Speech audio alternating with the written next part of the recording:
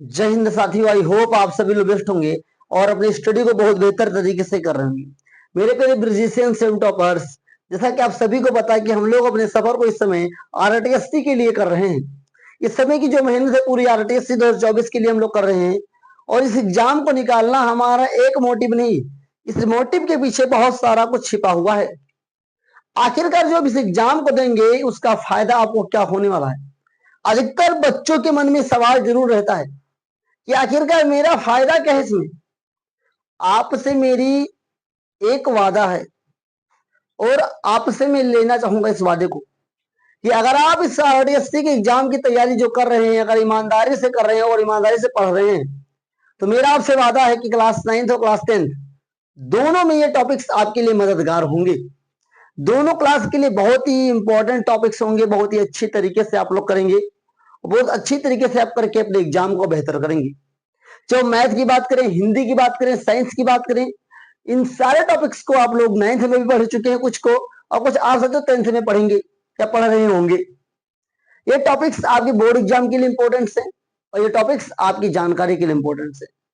मैं आपको वही पढ़ाऊंगा और वही अच्छी तरीके से समझाऊंगा जो कि बोर्ड एग्जाम के लिए और जो आपके क्लास एग्जाम होते हैं उसमें भी सवाल उसी टॉपिक से आते हैं। सवाल कोई कठिन नहीं होता है, बहुत ही आसान होता है, लेकिन साथियों वहीं पर लोग कंफ्यूज हो जाते हैं।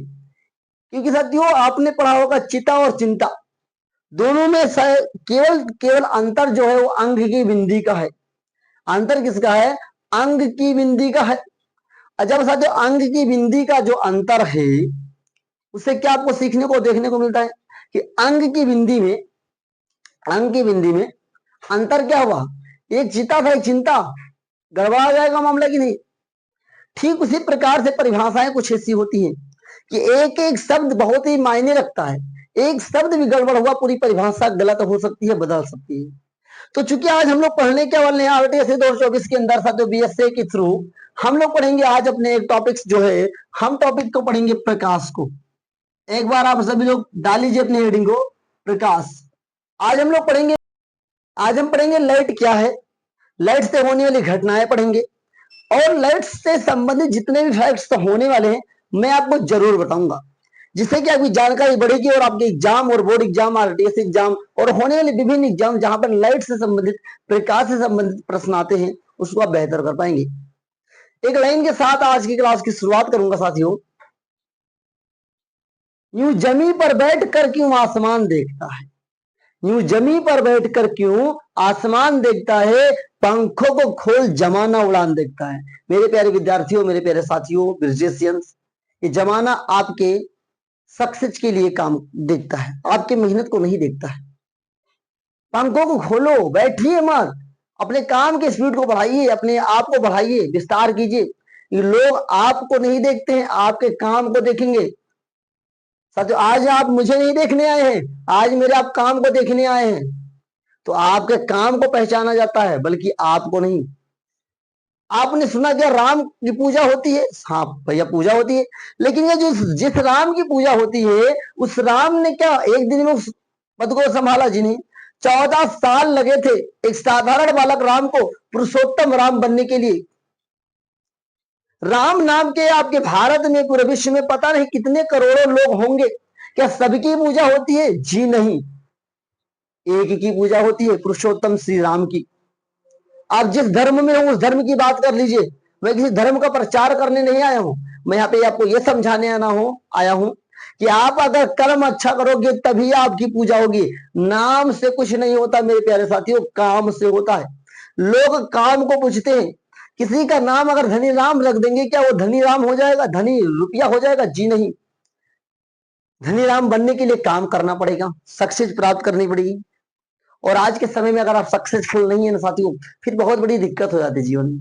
और जीवन में साथियों यदि आप केवल खाना पीना जीवन समझते हैं और सुबह से शाम तक टहलना घूमना जीवन समझते हैं, तो ये जीवन नहीं है। फिर ये जीवन नहीं है सही तरीके से, सही मायने में टहलिए घूमिए, लेकिन टहलते घूमने के साथ एक ध्येय जुड़ा होना चाहिए, एक उद्देश्य जुड़ा होना चाहिए। तो आज हम लोग पढ़ना शुरू करेंगे प्रकाश को। सबसे पहले साथियों हेडिंग लगाइए आप सभी लोग, प्रकाश क्या है। जो मेरे लाल गोपाल जो क्लास 10th वाले विद्यार्थी इस क्लास को देख रहे होंगे, शायद आप लोगों ने इसको पढ़ के रखा है, क्योंकि मैंने ऑलरेडी सर फिजिक्स में 2 चैप्टर खत्म करके रख दिया क्लास 10th के लिए, और तीसरा हमारी क्लास चल रही है। तो सबसे पहले साथियों हम लोग पढ़ेंगे प्रकाश के बारे में। ये प्रकाश है क्या, बहुत ही आसान तरीके से मैं आपको समझाऊंगा। प्रकाश क्या है, लिखिएगा, प्रकाश एक प्रकार की ऊर्जा है। प्रकाश क्या है, प्रकाश एक प्रकार की ऊर्जा है। Light is a type of electromagnetic wave भी बोलते हैं, विद्युत चुंबकीय तरंग के रूप में भी काम करता है। लेकिन यहां पर मैंने क्या लिखा है, प्रकाश एक प्रकार की ऊर्जा है। Light is a light of energy, प्रकाश एक प्रकार की ऊर्जा है। आगे लिखेंगे, जो हमारी आंखों में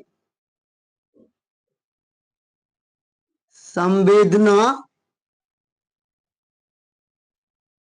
उत्पन्न करती है या करता है, करती है या करता है, ये बस मेन चीज यही है। अब क्लास 10th वाले कहेंगे भैया आप, हमने पढ़ के रखा है कि जिसके कलर से हमें वस्तुएं दिखाई देती हैं, लिख लीजिए। लेकिन जो मेनली आपको मेन फैक्ट्स जो याद रखना है प्रकाश के बारे में, यही याद रखना है कि प्रकाश एक प्रकार की ऊर्जा है जो हमारे आंखों में संवेदना सेंसिटिव उत्पन्न करती है, जिस कारण से हम वस्तुओं को देख पाते हैं। आखिरकार साथियों प्रकाश अगर नहीं होता तो हमें सब काला काला दिखाई देता है, और प्रकाश हो जाता है तो जिस कलर की जो वस्तु होती है हमें उस कलर का दिखाई देता है। होता कि नहीं होता। अब अगर आप एक निर्जीव हो या सजीव, मान लेते जो भी आप क्या हो, सजीव होगी निर्जीव, कमेंट में जरूर बताइए।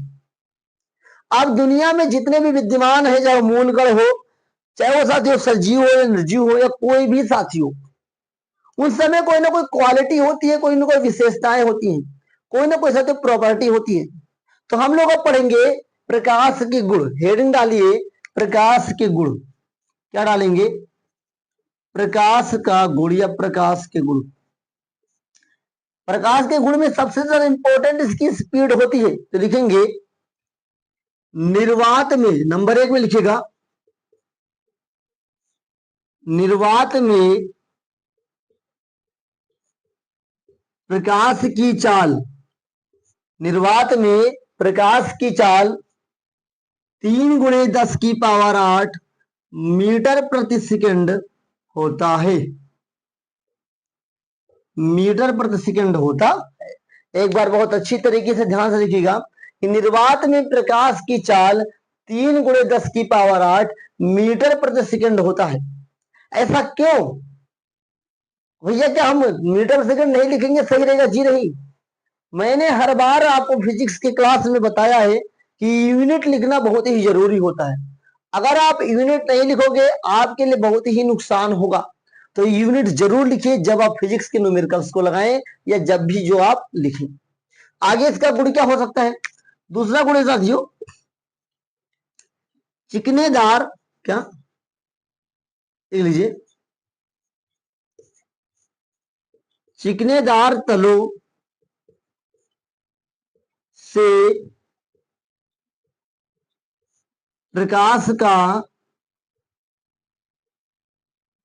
परावर्तन होता है, प्रकाश का परावर्तन होता है। ये कैसे होता है, क्या आप इसे देखना चाहोगे? क्या आप देखना चाहोगे चिकनेदार तलों से प्रकाश का परावर्तन कैसे होता है? तो आपने देखा होगा चौंधा लगा होगा साथी, या आप घर पे जाइएगा और एक पतली रोशनी वाली टार्च लीजिएगा और अपने शीशे पर जो आप चेहरा देखते हैं उस पर उसको डालिएगा, देखिएगा उससे प्रकाश वापस आपको आते दिखाई देगी। वो क्या है, रिफ्लेक्ट हो रहा, परावर्तित हो रहा, मतलब प्रकाश का परावर्तन हो रहा है। समझ में आया कुछ? आई होप आपको समझ में आया होगा।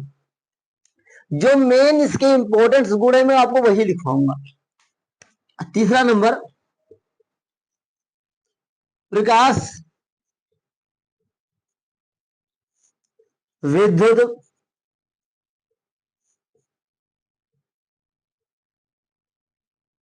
चुंबकीय तरंगों के रूप में चलता है। ओके, बस ये तीन आपके लिए वेरी इंपॉर्टेंट है। ये तीन इसलिए इंपॉर्टेंट है कि तीन से साथ ऑब्जेक्टिव सवाल ज्यादा बनता है। इन तीनों से ऑब्जेक्टिव सवाल जरूर बनता है, और ये सवाल आपके लिए उतने जरूरी हो जाते हैं उस समय जब आपका एक नंबर से रैंक रुक रहा हो। समझ में आया ना कि प्रकाश किसे कहते हैं? प्रकाश एक प्रकार की ऊर्जा है जो हमारी आंखों में संवेदना उत्पन्न करती है, जिस कारण से हम वस्तुओं को देख पाते हैं। अभी आपके मन में सवाल जरूर उठ रहा होगा कि भैया प्रकाश का परावर्तन कैसे? मैं आपको समझाऊंगा, सब करके दिखाऊंगा, सब करके दिखाऊंगा आज इसी एक क्लास में। प्रकाश का परावर्तन समझाऊंगा, संबंधित कुछ घटनाएं समझाऊंगा आपको बहुत ही आसान तरीके से। तो आइए मैं आपको बताता हूं कि प्रकाश से संबंधित कुछ सारी घटनाएं होती हैं, जिसमें से सबसे पहले जो घटना होती है प्रकाश का परावर्तन। क्या होता है जो प्रकाश का परावर्तन, रिफ्लेक्शन ऑफ लाइट। सचो परावर्तन का अर्थ क्या हुआ? परावर्तन मतलब वापस हो जाना। चूंकि बात की जा रही प्रकाश का, तो प्रकाश का वापस हो जाना ही प्रकाश का अपवर्तन परावर्तन कहलाता है। तो ये इसकी परिभाषा पहले लिखते हैं, फिर हम इसको प्रैक्टिकल करके जरूर देखेंगे कैसे लिखे थे। पहले मैं समझा देता हूं। कुछ इस प्रकार से एक तल होगा, तल मतलब एक नीचे भैया चिकनादार तला है। क्या है? चिकनादार तल है। चलिए बीच में अभिलंब डाल देते हैं, डाल दिया मैंने, आप लोग देख लिए होंगे, जिसको डिनोट करते हैं साथियों कैपिटल एन से। ओके, अब देखिए ध्यान से, यहां पर एक किरण आ रही है और यहां पर टकरा के वापस जा रही है। ये किरण आ रही है, एक किरण जा रही है, तो इस किरण को बोलते हैं साथियों आपतित किरण। क्या बोलते हैं? आपतित किरण। और इसे क्या बोलते हैं? परावर्तित किरण। ओके, ध्यान दीजिए, आने वाले किरण को बोलते हैं आपतित किरण, और जो किरणें इस तल से टकराकर चिकने तल से टकराकर वापस चली जाती है उसे परावर्तित किरणें बोलते हैं या परावर्तित किरणें बोलते हैं। अब ये अभिलंब है। क्या है? एन क्या है? अभिलंब है। ध्यान से देखिएगा, आपको बहुत कुछ सीखने मिलेगा। ठीक है, अभिलंब है। अब अभिलंब और आपतित किरण मतलब यहां पर एक कोण बनेगा और यहां पर भी एक कोण बनेगा। इस कोण को लिखते हैं आई से, इस कोण को लिखते हैं आर से। आपतित किरण और अभिलंब के बीच में जो कोण बनता है साथियों उसे बोलते हैं आपतन कोण। क्या बोलते हैं? आपतन कोण। क्या बोलते हैं? आपतन कोण। ओके, दूसरी बात, परावर्तित किरण, परावर्तित किरण साथियों और अभिलंब के बीच में कोण को परावर्तन कोण बोलते हैं। क्या बोलते हैं? परावर्तन कोण। परावर्तन कोण। ये भी सवाल बहुत इंपॉर्टेंट रहता है, कभी कभी पूछता है भैया कि आपतित किरण तथा अभिलंब के बीच में बनने वाले कोण का नाम क्या है? भैया आपतित कोण नाम है, किससे लिखते हैं? आई से लिखते हैं। दूसरा सवाल पूछा जाता है कि अभिलंब तथा परावर्तित किरण के बीच में बनने वाले कोण को क्या कहते हैं? परावर्तन कोण कहते हैं साथियों, इसको लिखते हैं आर से। ऐसा मैंने क्या समझाया? अगर ये चित्र आप समझ जाएंगे, मैं गारंटी के साथ कहता हूं साथियों, आपको प्रकाश के परावर्तन का परिभाषा ही नहीं याद करना पड़ेगा, न नियम याद करना पड़ेगा, आप इस चित्र के द्वारा लिख देंगे। कैसे लिखेंगे? अगर परिभाषा लिखनी हो तो कैसे लिखेंगे? ध्यान से देखिएगा, ये क्या आपतित किरण है, ये कोई चिकना सा तल है, और ये क्या है? परावर्तित किरण है। तो आप यहाँ पे क्या बनाएंगे? परिभाषा देखिएगा, जब कोई आपतित किरण, बहुत ध्यान समझिएगा, जब कोई आपतित किरण किसी चिकने तल से टकराकर वापस उसी माध्यम में लौट जाती है तो इस परिघटना को प्रकाश का परावर्तन कहते हैं। लिख लेते हैं, लिख लीजिए, लिख लीजिए, 2 मिनट लगेगा, उससे कम समय लगेगा, घबराइए नहीं। प्रकाश का परावर्तन है ना, बहुत कम समय में समझ जाओगे। बस इसलिए मैं टाइम ले रहा हूं क्योंकि फिगर को समझा रहा हूं। फिगर समझ जाओगे, फिगर समझ जाओगे तो फिर दिक्कत नहीं होगी। देखिए कैसे लिखिएगा सभी लोग कि जब जब कोई प्रकाश किरण जब कोई प्रकाश किरण किसी चिकने चिकने तल से टकराकर वापस उसी माध्यम में लौट जाता है तो इस परिघटना को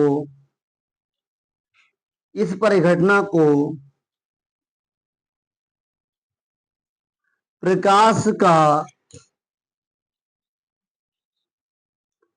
परावर्तन कहते हैं। एक बार बहुत ही आसान तरीके से मैं आपको रिवाइज करवा देता हूं साथियों, कि जब कोई प्रकाश किरण, आप लोग देखते होंगे कि आपके बगल में या आपके पास पड़ोस में कोई मोटरसाइकिल खड़ी होगी, या कहीं भी आप जाते हैं देखे होंगे आपने मोटरसाइकिल खड़ी है और वहां से क्या हो रहा है, चौंधा लग के आप दूर भाग गए। क्यों हुआ? प्रकाश का परावर्तन। कैसे हुआ? सूर्य से निकली हुई प्रकाश की किरणें उस शीशे चिकना टल है वहां पे टकराई, और जैसे टकराया भैया ये वापस भागे हमारे आंख तक टकरा गया, वही चौंधा लग गया।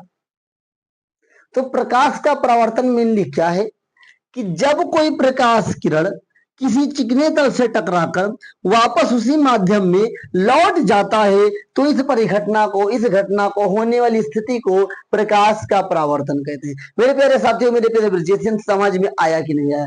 अगर कमेंट में लिख देना, यस लिख देना। अगर समझ में आए तो यस लिख देना। तब लिखना जब समझ में आ जाए, नहीं लिखना, बोल देना नहीं समझ में आया सर, आप पढ़ा नहीं पाते हैं। लेकिन अगर दिल से, ईमानदारी से अगर आपको समझ में आ जाएगा टॉपिक, तो आप कमेंट में जो आपकी इच्छा होगी लिख दीजिएगा। बहुत बहुत धन्यवाद आपका इस टॉपिक को सुनने और समझने के लिए। ये टॉपिक्स इसलिए सुनना समझना साथियों कि अगर प्रकाश के परावर्तन को समझेंगे तो आने वाले समय में जो भी घटनाएं प्रकाश से संबंधित है बहुत जल्दी समझ में आएंगी। अब देखिए, इसका कोई बिना नियम का हो जा रहा है। आप अपने घर पे रहते हैं, स्कूल जाते हैं, रोड पे चलते हैं, बिना नियम के चलते? हर नियम है, हर चीज का नियम है। तो भैया इसी तरीके से प्रकाश के परावर्तन का भी नियम है। तो भैया प्रकाश के परावर्तन के कितने नियम है? भैया 2 नियम है। कितने हैं? 2 नियम। भैया लिख दो, कितने नियम? 2 नियम। याद कर लो, प्रकाश के परावर्तन के कितने नियम? प्रकाश के परावर्तन के 2 नियम। भैया कह रहे हो, भैया कमेंट में कुछ बता रहे हैं बच्चे कि इसका प्रैक्टिकल कब होगा? अरे यही होगा, घबराओ नहीं, सब यहीं पर हो जाएगा। तो 2 नियम होते हैं, प्रकाश के परावर्तन के 2 नियम होते हैं। कौन कौन से होते हैं? पहला नियम देखिएगा, नियम नंबर 1। नियम नंबर 1 है कि आपतित किरण, परावर्तित किरण तथा खींचा गया अभिलंब तीनों एक ही तल पे होते हैं। एक बार लिखिएगा सभी लोग, नियम नंबर 1, आपतित किरण कामा परावर्तित किरण तथा खींचा गया अभिलंब। क्या है? आपतित किरण कामा परावर्तित किरण तथा खींचा गया अभिलंब तीनों एक ही तल पर होते हैं। पहला नियम हो गया, आपतित किरण कामा परावर्तित किरण तथा खींचा गया विलंब तीनों एक ही तल पर होते हैं। और नियम नंबर 2 मैं यहां पर लिख रहा हूं, सभी लोग लिखेंगे जरूर। नियम नंबर 2 क्या है? नियम नंबर 2 है आपतन कोण तथा परावर्तन कोण हमेशा बराबर होते हैं। हमेशा बराबर होते हैं। इसको लिख दिया तो angle I equal to angle R. Angle I equal to angle R. ये दो नियम वेरी इंपॉर्टेंट है। अब क्लास 9th के कुछ बच्चे आरटीएससी के एग्जाम देने वाले हैं और कहेंगे हम इसको याद करके क्या करेंगे भैया, हमारे किस काम का। याद कर लो, अभी बहुत सारा फायदा होगा। कहाँ पे? आरटीएससी के एग्जाम में होगा, याद करके रखोगे। हाई स्कूल के एग्जाम में होगा, इंटर के एग्जाम में होगा, अभी पढ़ लोगे। और 9th से 12th तक बढ़िया से पढ़ लो भाई। अगर जीवन में कुछ पढ़ाई के माध्यम से बेहतर करना है, अगर आप पढ़ाई के माध्यम से जीवन में कुछ बेहतर करना चाहते हैं तो 9 से 12 बहुत अच्छी तरीके से पढ़ लो। न जो 9 से 12 नहीं पढ़ा फिर 9 तो 11 हो गया।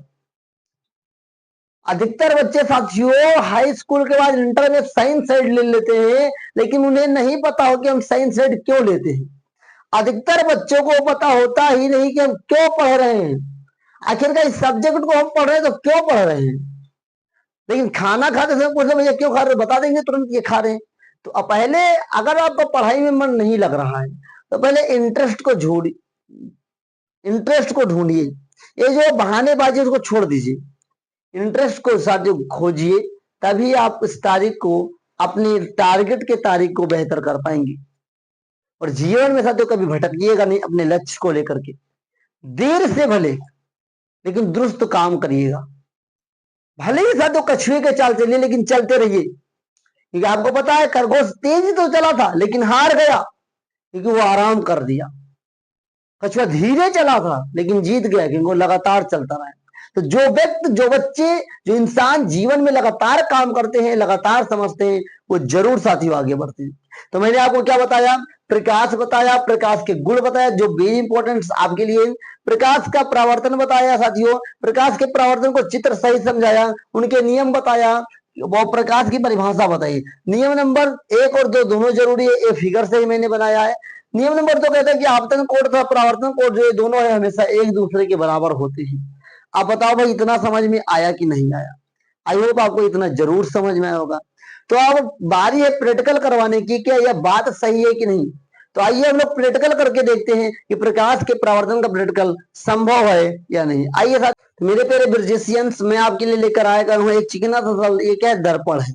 दर्पण है, एक शीशा है साथियों, और हमारे साथ में एक लेजर लाइट है साथियों। ध्यान से देखिएगा, मैंने क्या बताया? अगर कोई चिकना तल है साथियों और यहाँ से एक प्रकाश डालेंगे तो इस टार्च से जो निकलेगी उसे बोलेंगे आपतित किरण, और जहां से टकराने के बाद वापस आएगी बोलेंगे परावर्तित किरण। ध्यान से देखिएगा, आपके लिए करता हूं। मैंने एक प्रकाश यहाँ से डाला, आपको दिख रहा होगा कि प्रकाश की रेंज आपको बहुत पतली सी वापस आ रही है। आ रही कि नहीं साथियों? आ रही है। दिख पा रहे हैं आपको कि नहीं दिख पा रहा है? देखिए ध्यान से देखिएगा, आपको मैं दिखाने की कोशिश करूंगा। देखिए ध्यान से देखिएगा, क्या आपकी ओर एक वापस आ रही कि नहीं आ रही है? आ रही होगी, मैं कोशिश करता हूं आपको दिखाने के लिए। आ रही होगी। आई कि नहीं आई? तो क्या हुआ कि जब प्रकाश को चिकने तरफ से डाला गया, हम लोग डाल रहे हैं इस पे, लेकिन वापस कहाँ आया? आप तक आया। क्या हुआ? प्रकाश का परावर्तन हुआ। तो मेरे प्यारे साथियों बताओ, प्रकाश के परावर्तन को आप समझ पाए कि नहीं समझ पाए? प्रकाश के परावर्तन को आप समझ पाए कि नहीं समझ पाए? कमेंट बॉक्स में जरूर बताइएगा। और इसको मैंने प्रैक्टिकल के थ्रू इसलिए बताया है कि जो माइंड में छपा रहेगा, फिर आपको आप रिवीजन करते रहिए, फिर आपको समझ में जरूर आएगा। और साथ में एक क्लास लेने वाला हूं आपके लिए, बहुत इंपॉर्टेंट क्लास, कि अपने इस जो आपकी सितंबर माह चल रही है, सितंबर, मिडल सितंबर से या 1 अक्टूबर से पढ़कर की बोर्ड एग्जाम में या आपके क्लास एग्जाम में, एनुअल एग्जाम तक हम लोग कैसे अच्छी तैयारी कर सके, जैसे कि हमारी बेहतर तैयारी हो सके। आज के समय में जैसा कि यूपी बोर्ड के अंदर सिलेबस बहुत ही कम कर दिया गया है और आपके लिए पढ़ना बहुत ही जरूरी है साथियों। आइए प्रकाश के से संबंधित एक घटना और होती है जिसे बोलते हैं प्रकाश का अपवर्तन, इसे भी समझते हैं बहुत ही आसान वे में, बहुत ही आसान तरीके से। आइए साथियों मेरे प्यारे फिजिशियंस, अब हम लोग पढ़ेंगे प्रकाश के अपवर्तन को। तो एक बार पहले हेडिंग डाल लीजिए, अपवर्तन। क्या? अपवर्तन। किसका अपवर्तन? तो हेडिंग डालिएगा इससे पहले प्रकाश का अपवर्तन। प्रकाश का अपवर्तन मेनली कहता क्या है? ध्यान समझिएगा, चित्र पहले बनाते हैं फिर इसको हम लोग बहुत आसान तरीके से समझेंगे। घबराइएगा नहीं, मैं इसमें एक जल भर देता हूं थोड़ा थोड़ा। पिएगा नहीं, इस जल को कोई पिएगा नहीं, पर पी लोगे तो भाई गड़बड़ हो जाएगा मामला। इस जल को कोई पिएगा नहीं। पीना मत, लड़ाई झगड़ा मत करना तुम लोग, क्योंकि भाई जैसे मैं हर वीडियो बताऊं तुम लोग लड़ाई झगड़ा करने लगते हो भाई। तो लड़ाई झगड़ा मत करना, समझ में नहीं आएगा, क्योंकि लड़ाई झगड़ा करने के लिए समय पूरी उम्र बची हुई है। लड़ाई झगड़ा कर लेना जब टाइम मिलेगा, लेकिन आज पढ़ लो मेरे बच्चे, अगर आज नहीं पढ़ोगे तो कल दिक्कत हो जाएगी। ओके ओके ओके, आगे देखते हैं सब। ये विरल माध्यम है, तो पहले क्यों ना समझते कि भैया विरल और सघन क्या होता है, और ये क्या है, सघन माध्यम। विरल माध्यम क्या है? वह माध्यम जिसके कण दूर दूर होते हैं उसे विरल माध्यम कहते हैं। वह माध्यम जिसके कण दूर दूर होते हैं उसे विरल माध्यम कहते हैं। सघन माध्यम वह माध्यम जिसके कण नजदीक होते हैं या घनिष्ठ होते हैं उन्हें क्या कहते हैं साथियों, क्या कहते हैं, कमेंट में बताना चाहोगे? उसे कहते हैं सघन माध्यम। तो भाई ऐसा चित्र हमें क्यों बनाने को पड़ा, पहले समझते हैं। आपने देखा होगा आपके तालाब में, आपके पास में कहीं पानी भरा होगा, तो आपने प्रकाश को देखा होगा, उसके अंदर महसूस किया होगा, तो प्रकाश की किरण जा तो रही है लेकिन आपको तिरछा दिखाई दे रही है, थोड़ा झुका दिखाई दे रहा है। वही मैं करने जा रहा हूं। मैंने एक प्रकाश की किरण यहां पर डाली, वैसे देखा जाए तो प्रकाश किरण सीधी जानी चाहिए, लेकिन यहां पर थोड़ा मुड़ जाती है। चलिए, बहुत आसान तरीके से ये प्रकाश आ रही है, प्रकाश आके मुड़ गई है। आने वाले को यहां भी बोलेंगे आपतित किरण, क्या बोलेंगे? आपतित किरण। कोई हल्ला नहीं करेगा। और इसको बोलते हैं साथियों अपवर्तित किरण। थोड़ा यहां ध्यान दीजिएगा, अपवर्तित किरण। ओके, अपवर्तित किरण। और इससे अभिलंब बोलते हैं, पहले आप जान चुके हैं। तो आने वाले किरण को आपतित किरण बोलते हैं, जाने वाले यहां से जो निर्गत किरण होती है, जो यहां से झुक गई है, उसे बोलते हैं अपवर्तित किरण। आपतित किरण और अभिलंब के बीच कोण बनता है आई, जिसे बोलते हैं तो आपतन कोण, पहले आप लोग जान चुके हैं। आपतन, क्या आपतन कोण। चलिए, और साथियों अपवर्तित किरण और अभिलंब के बीच में कोण बनता है जिसे लिखते हैं आर से, और ये क्या हो जाता है साथियों? अपवर्तन कोण। क्या? अपवर्तन कोण। ध्यान समझिएगा। तो सवाल पूछा जाता है कि आपतित किरण तथा अभिलंब के बीच में बनने वाले कोण को क्या कहते हैं? आपतन कोण। ये तो भैया सरल था क्योंकि परावर्तन में हमने यही पढ़ा है, लेकिन यहाँ पे थोड़ा सा डिफरेंस क्या है कि यहाँ पर जब अपवर्तित किरण है और अभिलंब के बीच में बनने वाले कोण को अपवर्तन कोण कहते हैं। यहाँ इन दोनों चीजों में बदला हुआ है, तीनों चीजों बदले हुए हैं। इन दोनों चीजों को साथ वहां से रिलेट करेंगे तो वहां पे क्या था? परावर्तित था, वहां पे परावर्तन कोण बन रहा था। यहाँ अपवर्तित किरण है, यहाँ पे अपवर्तन कोण बनेगा। विरह बताया, सघन बताया, तो भैया कहोगे इसका चित्र का लेकर करेंगे क्या? क्या अचार डालेंगे? जी नहीं। तो अचार डालोगे तो फिर जो घर पे अचार रखा है उसे खाएगा कौन? तो इसको देखते हैं क्या है। ये प्रकाश की किरण है, यहां विरल से आई सघन में, लेकिन झुक गई, पथ से विचलित हो गई। तो कैसे लिखेंगे? जब कोई प्रकाश किरण, क्या लिख लीजिए, चलो भाई लिख लो, इसकी परिभाषा लिख लो। लिखिए, जब कोई प्रकाश किरण किसी विरल माध्यम से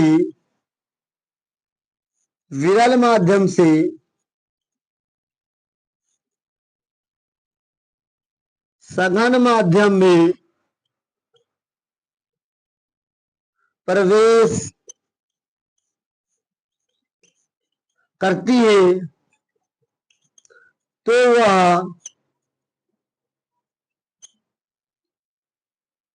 अविलंब की ओर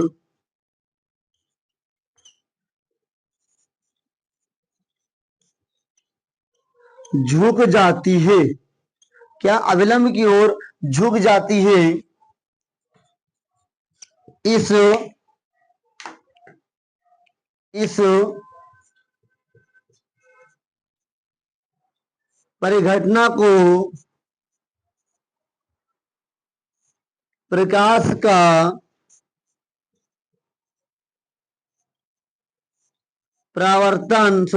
अपवर्तन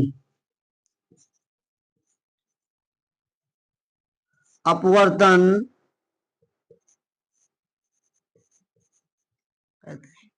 कन्फर्म हुआ कि नहीं हुआ कि प्रकाश का अपवर्तन किसे कहते हैं, प्रकाश का परावर्तन कहते हैं। कन्फर्म हो गया ना, बहुत सरल है। इसको कहिए देखोगे कहाँ, तो आप लोग रोड पे जाते होंगे और रोड पे गर्मियों के महीनों में साथियों आपने देखा होगा कि कहीं दूर पर आपको पानी दिख रहा होगा कि पानी भरा हुआ, लेकिन पानी यहाँ दिखाई नहीं देता है प्रकाश के अपवर्तन के कारण। आप घर में प्रैक्टिकल कर सकते हैं। गिलास लीजिए, ट्रांसपेरेंट गिलास लीजिए, जहां पे आर पार आपको दिख सके, उसमें एक पेंसिल डालिए या टॉर्च को डालिए, आप देखेंगे ऊपर सीधे जाना था लेकिन नीचे झुक गई। ऐसा क्यों? प्रकाश के अपवर्तन के कारण। और साथियों बात करें प्रकाश की स्पीड, तो मैंने बताया 3 × 10⁸ लेकिन सवाल कभी कभी पूछ लेता है कि जल में प्रकाश की चाल कितनी होती है। ध्यान समझिएगा, मैंने जो पहले बताया निर्वात में प्रकाश की चाल बताई, लेकिन अगर जल में प्रकाश की चाल पूछी ली जाए तो जल में प्रकाश की चाल जो होती है साथियों वो 2 × 10⁸ मीटर प्रति सेकंड होती है। ये 2 × 10⁸ मीटर प्रति सेकंड है, वो जल के अंदर प्रकाश की चाल है। और निर्वात में प्रकाश की चाल कितनी है साथियों? 3 × 10⁸ मीटर प्रति सेकंड होती है। ये आपको पता हो गया। साथ में बता दो कि साथियों प्रकाश जो है वो श्वेत प्रकाश, क्या श्वेत प्रकाश, समझ लो भैया, ये श्वेत प्रकाश संबंधित है। श्वेत प्रकाश किसे कहते हैं? तो सूर्य के प्रकाश को श्वेत प्रकाश कहते हैं। सूर्य के प्रकाश को ही श्वेत प्रकाश कहते हैं। और प्यारे साथियों श्वेत प्रकाश में 7 रंग होते हैं। क्या? 7 रंग होते हैं। किसके अंदर? श्वेत प्रकाश के अंदर।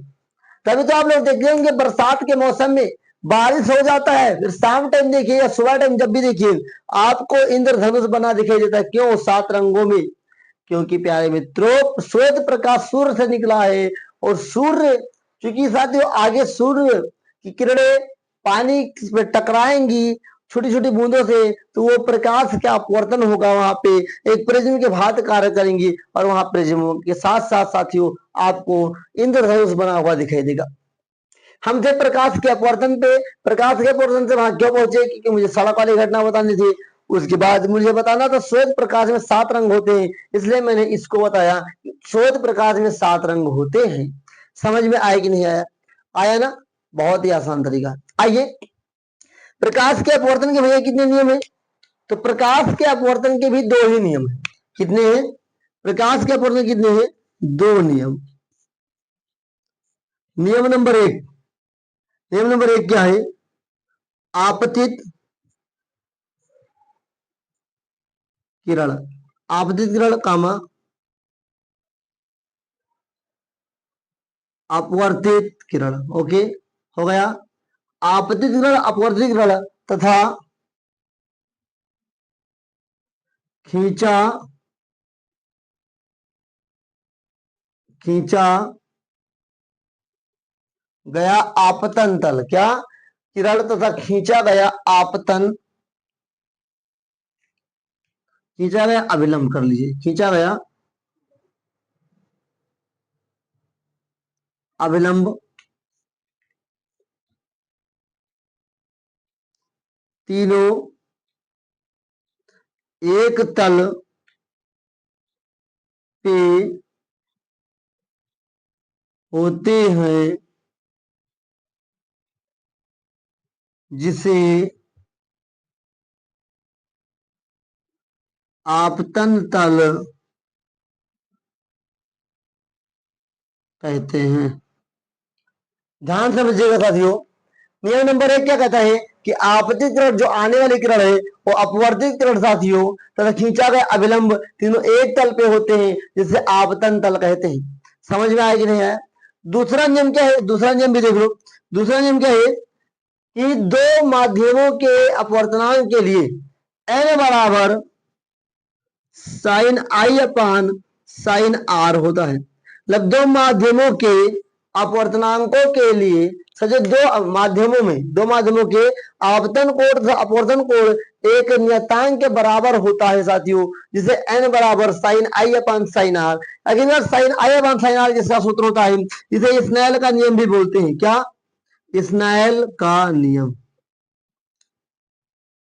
अब ध्यान देने वाली बात क्या है कि सवाल कैसे पूछेगा अगर ऑब्जेक्टिव में पूछेगा तो सवाल पूछा था ऑब्जेक्टिव में कि साथियों स्नेल का नियम किसके लिए होता है, प्रकाश के अपवर्तन के लिए होता है या प्रकाश के परावर्तन के लिए होता है। तो आप जरूर टिक लगाइएगा प्रकाश के अपवर्तन के लिए, पहला सवाल यहाँ से पूछेगा।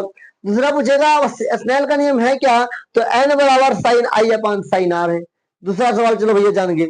तीसरा सवाल पूछेगा कि स्नेल का नियम प्रकाश के अपवर्तन के नियम का कौन सा नियम है, ये दूसरा नियम है। ये मत कभी गलती करिएगा कि दूसरा वाला पहले में लिख दे, पहला वाला दूसरे में लिख दे। भैया अपने अपने शब्द का भी अर्थ होता है फिजिक्स और सभी चीजों में, तो शब्द के संग नियम के संग छेड़खानी कभी मत करिएगा।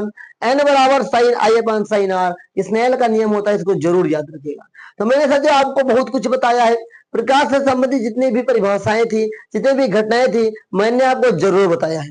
इन सबको करना क्या है, कॉपी पे अच्छी तरीके से लिख लेना है। इस क्लास को अगर जरूरत पड़े तो दोबारा जरूर देखना है, जिससे कि आपका रिवीजन हो सके। और इन टॉपिक्स का आपके बोर्ड एग्जाम में बहुत बड़ा रोल होता है, बहुत टॉपिक्स से इससे क्लियर होते हैं, बहुत कुछ सीखने को मिलता है।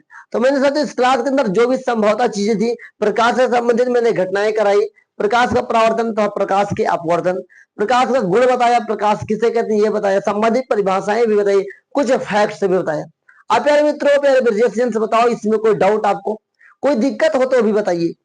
आपको लग रहा होगा कि हम क्या करें कैसे करें, आप परेशान मत होइए, बहुत ही आसान है, एक बार समझने की कोशिश करिए, बहुत ही आसान है। आज समझ जाओगे तो आगे आने वाली क्लास में और आसान हो जाएगा, और आज नहीं समझोगे तो कल के लिए एक नया साथियों, एक नई परेशानी आप उत्पन्न कर रहे हो।